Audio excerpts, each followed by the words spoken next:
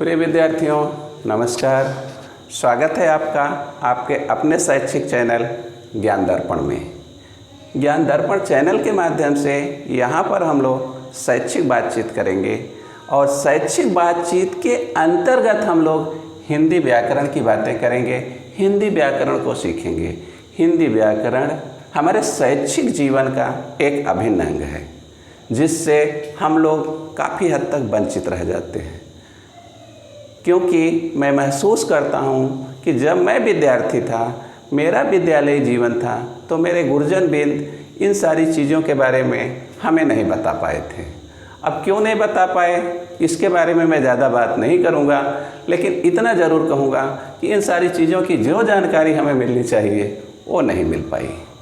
और संयोग से आज मैं खुद एक शिक्षक हूँ। मैं प्राथमिक में बेसिक का एक सहायक अध्यापक हूँ। मैं कक्षा 5 तक का एक अध्यापक हुआ करता था। कक्षा 5 के विद्यालयों में मैं पढ़ाया करता था।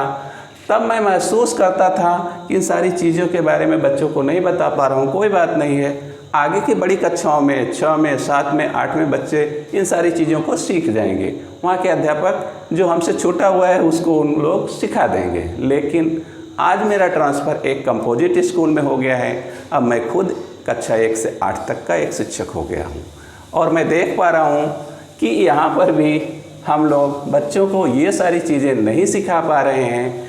क्यों नहीं सिखा पा रहे हैं, क्या समस्याएं हैं, बहुत सारे रीज़न हैं, बहुत सारी परेशानियां हैं। उसके बारे में बात मैं नहीं करूँगा। हाँ, इतना ज़रूर कहूँगा कि बच्चे इस चीज़ों से वंचित हो पा रहे हैं।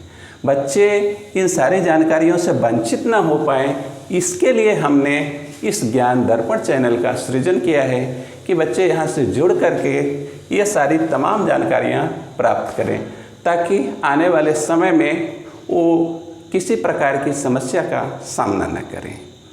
तो आप लोग चैनल के माध्यम से जुड़िए। हिंदी व्याकरण के साथ साथ जैसे ही हमारा हिंदी व्याकरण ख़त्म होगा, हम लोग दूसरे टॉपिक पर भी बातचीत करेंगे। लेकिन अभी तो हिंदी व्याकरण की मैं बात कर रहा हूँ, क्योंकि इसी चीज़ को मैं देख पा रहा हूँ कि ये ज़्यादा से ज़्यादा हमारा हिस्सा जो है छूट जा रहा है, और इसे छूटना नहीं चाहिए, क्योंकि यह शिक्षा के समय का एक अभिन्न अंग है। इसे किसी भी तरह से शिक्षा से अलग नहीं किया जा सकता। लेकिन हम लोग अभी इस पे बहुत ज़्यादा चर्चा नहीं कर पा रहे हैं, बहुत ज़्यादा इस पे ध्यान नहीं दे पा रहे हैं। तो यहाँ पर हम लोग हिंदी व्याकरण के अंतर्गत वर्ण या अक्षर की परिभाषा, वर्ण के भेद, तरह तरह की बातें करेंगे। जैसा कि आप लोग बोर्ड पे देख भी पा रहे होंगे, मैं थोड़ा सा साइड में हटता हूँ, आप लोग देख पा रहे होंगे कि यहाँ पर बहुत सारी टॉपिक लिखी गई है। लेकिन जितनी टॉपिक लिखी गई है उससे ज़्यादा टॉपिक अभी छूटी हुई है, क्योंकि बोर्ड पे सारी चीज़ें लिख पाना संभव नहीं था। हिंदी व्याकरण बहुत बड़ी चीज़ है। पूरी चीज़ यहाँ पर हम लोग क्रम से धीरे धीरे करके सीखेंगे। अगर आप नहीं सीख पाए तो इसे तो सीखना ही पड़ेगा। कब सीखेंगे? जब आपका शैक्षिक जीवन ख़त्म हो जाएगा, फिर आप किसी भर्ती की परीक्षा में जाएंगे, वहाँ पर यहाँ से बहुत सारे प्रश्न आते हैं। तब आपको दौड़ करके 2 महीने में सिर्फ सीखना होगा। और 2 महीने में जब हम इस चीज़ को सीखेंगे तो हमारा माइंड पूरी तरह से ऑब्जर्व नहीं कर पाएगा।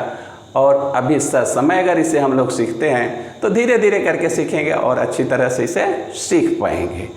किसी ने कितनी अच्छी बात कही है कि आप क्या हैं, यह इस बात पे निर्भर करता है कि कल आपने क्या किया था, और कल आप क्या बनेंगे वह इस बात पे निर्भर कर रहा है कि आज आप क्या कर रहे हैं।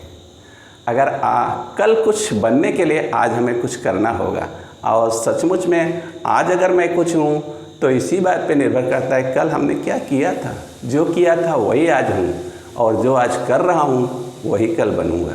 तो कल आप एक अच्छा नागरिक बने, देश का निर्माता बने, समाज के लिए एक आईना दिखाने वाले बने। इसके लिए आपको इन तमाम जानकारियों की ज़रूरत पड़ने वाली है। तो आप लोग बिना देर किए ज्ञान दर्पण के माध्यम से जुड़िए और इन सारी चीज़ों के बारे में संपूर्ण जानकारी प्राप्त करिए। मैं आधी अधूरी जानकारी नहीं दूंगा, आपको पूरी की पूरी जानकारी दूंगा। तो ठीक है, आज बस इतना ही। आज तो मैं बस केवल इस चैनल का और अपने टॉपिक का आपको थोड़ा सा सामान्य परिचय करा रहा था, अपने बारे में थोड़ा सा बता रहा था। बाकी कल मिलते हैं हमारे हिंदी व्याकरण के प्रथम पाठ में वर्ण या अक्षर की परिभाषा और उसके भेद के साथ। तब तक के लिए धन्यवाद।